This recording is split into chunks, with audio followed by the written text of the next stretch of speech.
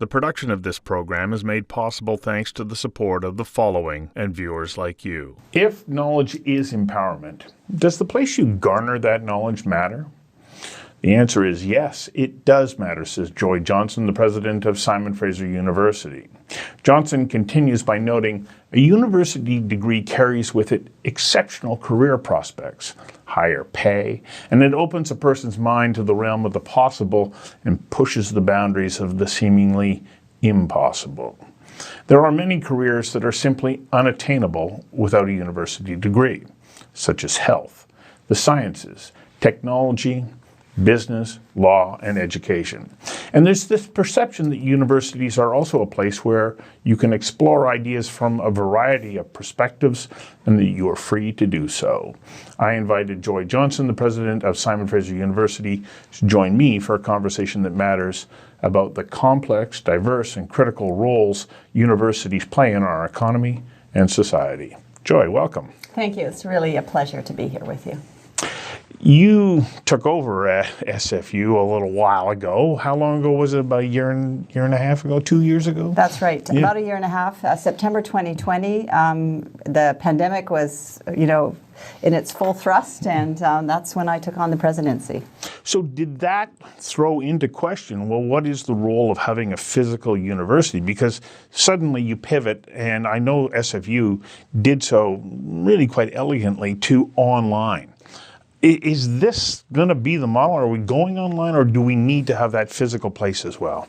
Well, I want to begin by saying I was so impressed by our faculty and the way that they were able to pivot, and it was indeed elegant. But I will say we are a bricks and mortar institution and really do believe about the vital role of learning that can take place in classrooms, in community, and that university is also more than simply what happens in the classroom. It is also about the conversations in the hallways. It's about other forms of interaction that take place on our campuses, and so we are very much back on campus and looking forward to continuing to have a university community that thrives on our 3 campuses. Well, I find that to be a really interesting point, because the social skills that are learned by being in place with other people, you find your place in society, in groups, you develop relationships that you can't if you only live in an isolated virtual world. But does it enhance your learning by being in place with others?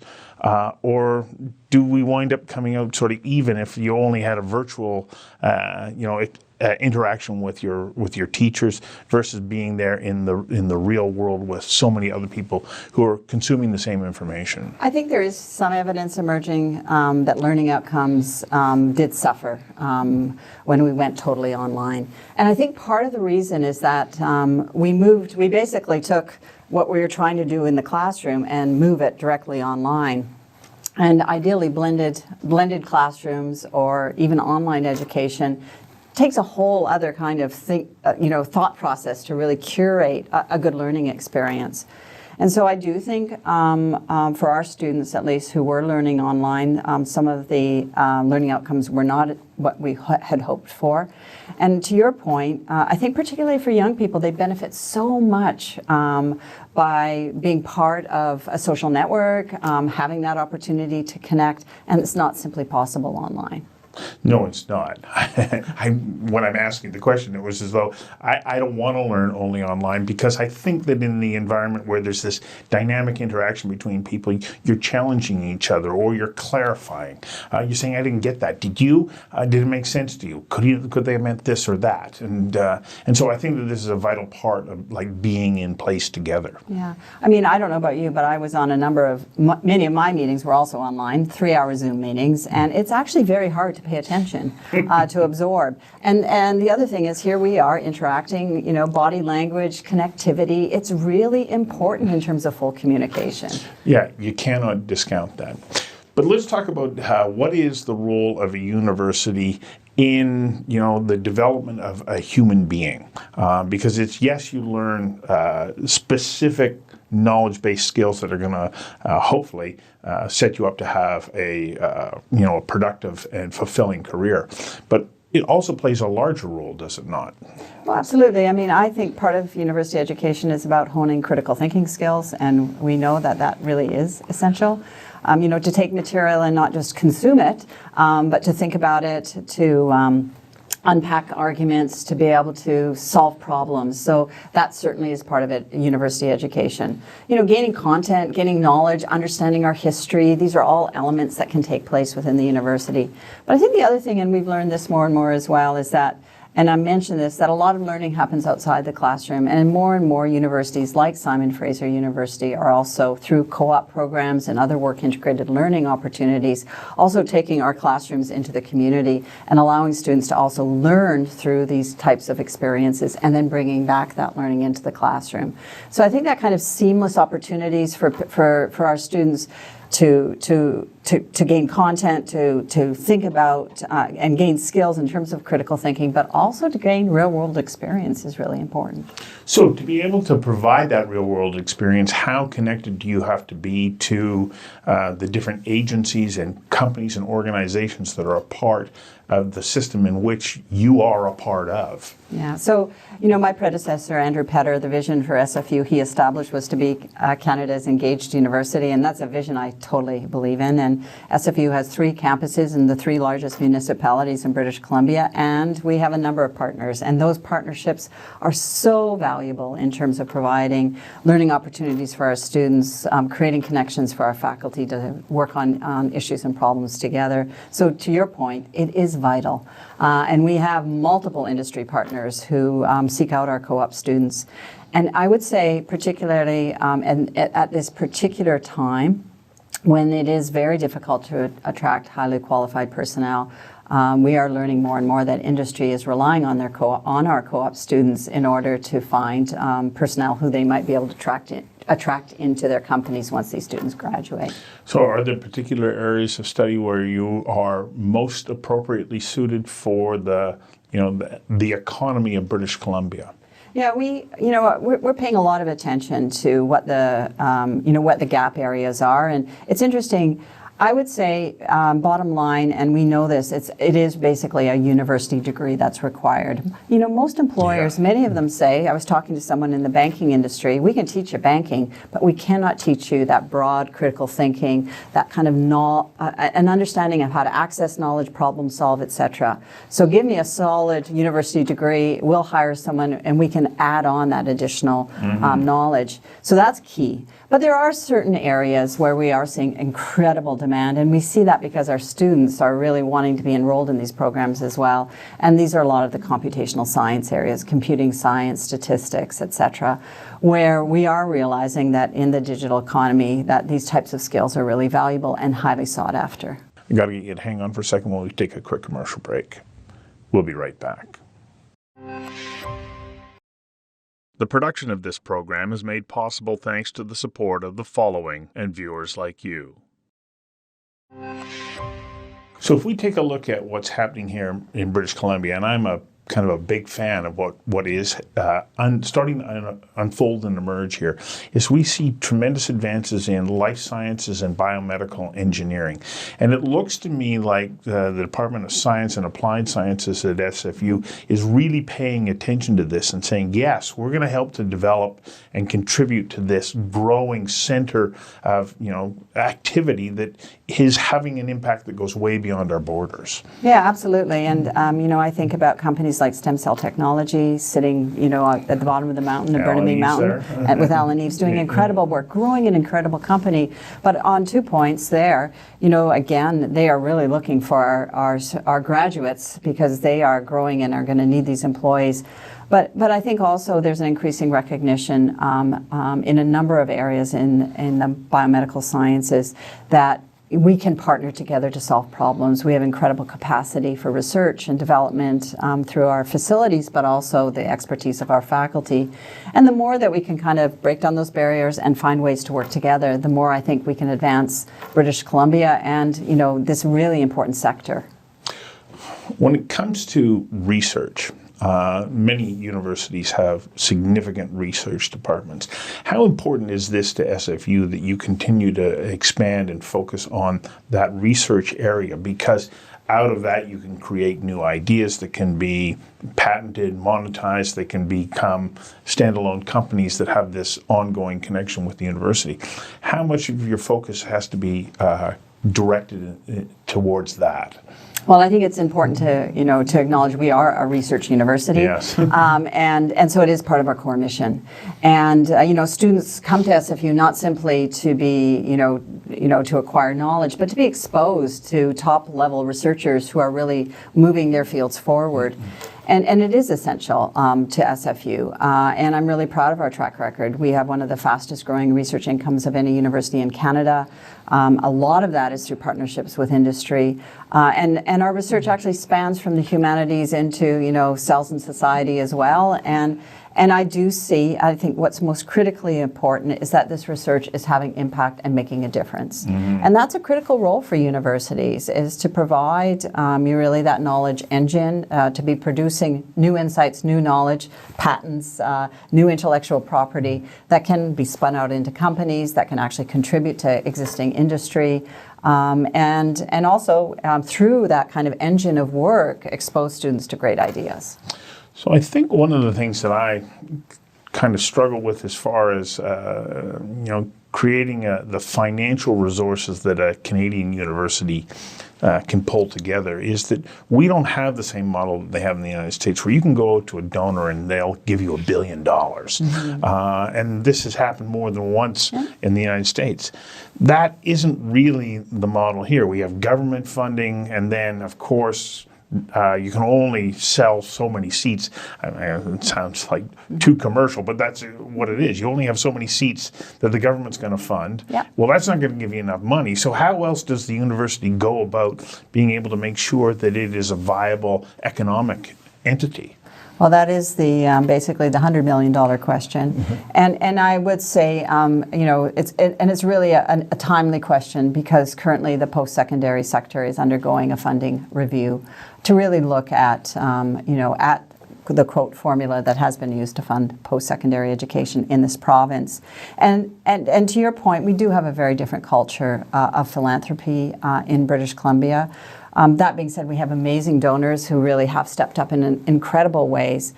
But we are public institutions, and I really think that's important, because our mission really is to serve the public, provide opportunities to try and break down barriers so access to education, post-secondary education, is available.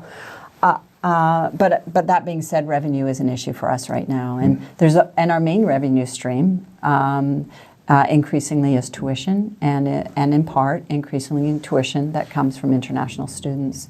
And so we need to figure out where to from here. Neither of these things can grow exponentially, and we are having conversations with the government, and we need to figure out how to get it right. This is our second break. We'll be back in a moment. The production of this program is made possible thanks to the support of the following and viewers like you. Well, I know that the education system in Canada, I'm going to go back to Alan East for just a moment. He told me recently, he said, we have an excellent education system. Yeah. We produce tremendous scientists. And so for him, he's saying, I want to give them an opportunity to stay here and work here, which is great. And that all enhances our reputation as education jurisdiction, which is very, very attractive. I know in Asia and not that I can call China an emerging economy any longer, but China and Asia and so on, they look to Canada and go, this is a place that I want to send my children. This is a valued education. Are we not equally attractive to Americans? And can we focus on getting more of them here? Yeah, no, I think we are attractive, and in part, we actually are quite an economic deal for students wanting to come and obtain an excellent degree. And I think that for Simon Fraser University, one thing I recognize is that we do provide an excellent education. We're really, I think, an unsung, unrecognized quantity in post-secondary education in the States in particular, and we have opportunities there. And I think we need to continue to think about and exploit those opportunities, and look for ways to continue to diversify our international students, and the U.S. market is part of that. So I think about all of this. You develop scientific research. There can be spin-off companies which can create money. Yes, you bring in foreign tuition. Yeah. Can we not somehow build into the equation, though, that universities are an economic engine unto themselves in the sense that they are creating economic activity that grows out as a result? Is that part of the equation? I think absolutely it is, and I think that's something that's forgotten, and it became very clear during the pandemic, to me at least. When I looked, for example, just a small example, when our students left our campuses, I looked at the impact on the small businesses surrounding our campuses. Think about our procurement. We have 35,000 students at Simon Fraser University, thousands of faculty and staff. We really are a small city unto ourselves, and that's just one of the post-secondary institutions in this province. So think about the economic impact in terms of the number of people we employ, in terms of the amount of services we provide as well. And, I think we need to recognize the heft, I guess, in terms of the impact on the economy. So use that little clip right there when you're talking to government about how they're going to, re-examine their funding. Because I think that it's easy to forget that. You look at it only as, well, that's a bunch of money that's going out, but forgetting that it's circulating back into the economy. Yeah, it's such a good point. I think the other piece, and I look at the province's ambitions right now, and if you think about, the small city we run, we're also, really taking our climate obligations very seriously as well. If every university decreased their greenhouse gas emissions, just think again about the impact on this province. So I just think that kind of cross-sectoral thinking, not only about what we deliver in terms of our core business, but these other consequences, they're just so important for us to be thinking about. You wrote an op-ed recently talking about the talent gap that is coming and how important it is that universities are going to be able to play a role in filling that. Does that then start to change the focus of where you're going to say, look, we need to get more people into computing sciences or into applied sciences or, healthcare and so on? And diminish the role of liberal arts education? Is that balance always in flux because of the needs? Yeah, so I do believe that students' enrollment or their demand is a great market signal about where jobs are going. Absolutely. But on the other hand, I do think that a university needs to continue to have a robust offering of social science and humanities offerings. And we do see a number of our students wanting to continue to have a strong foundation in those areas and recognize really the value of that foundation. That being said, as an example, the province right now is looking at the expansion of what they refer to as tech seats, and in part recognizing the need for producing more graduates who will be able to fill roles in the technology sector. And so we're, aligning with the province, but we will continue as we try to expand seats in these areas. But we also are very cognizant of the need to be a comprehensive university. That's what a university is. It is a space for a variety of different perspectives and ideas. And it is my great hope that someone who comes and studies physics will also be exposed to other great ideas within the university context. Third and final break. We'll be right back. The production of this program is made possible thanks to the support of the following and viewers like you. Not to diminish the role of places like BCIT, No, not at all. They give a training-based experience or education, saying this is how you become, fulfill this role or that. But it doesn't have, and I'm not trying to be diminish that role. I graduated from BCIT. In their journalism program, it's done me well.